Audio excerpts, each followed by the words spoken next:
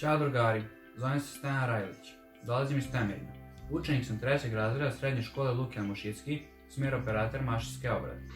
Nos, én 8. végén döntöttem úgy, hogy erre a szakra fogok iratkozni, mivel engem mindig is foglalkoztattak az efféle munkásságok. Želela sam neku školu koja će mi biti dobra osnova za kasnije školovanje na fakultetu, a nisam želela da se opredelim za stručnu školu jer će mi to onda definisati dalji tok obrazovanja. Što se tiče celokupne škole, stvarno mislim da je dobra i pogodna za svakoga i da možete da izađete iz nje sa adekvatnim znanjem za fakultet, a međutim ako ne želite da upišete fakultet, možete izaći sa dobrim znanjem da onda kasnije to primenite za posao. U školi Lukian Muschicki mi se najviše sviđa naš narodno frizerski salon.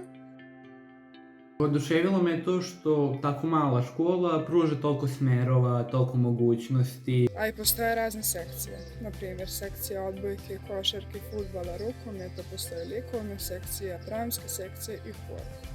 Kada dođete ovdje imat ćete sjajno društvo.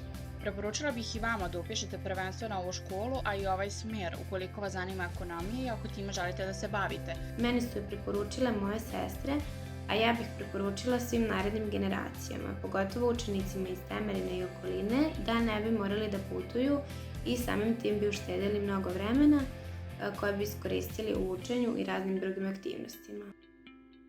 Za odlične učenike uvek budu organizovane različite aktivnosti kako bi nas nagradili za naše marljivo učenje. Naprimjer, ja sam sa svojih nekoliko drugara prošle godine išao u banju Morahalom, tamo smo proveli jedan dan sa profesorima и lepo smo se družili.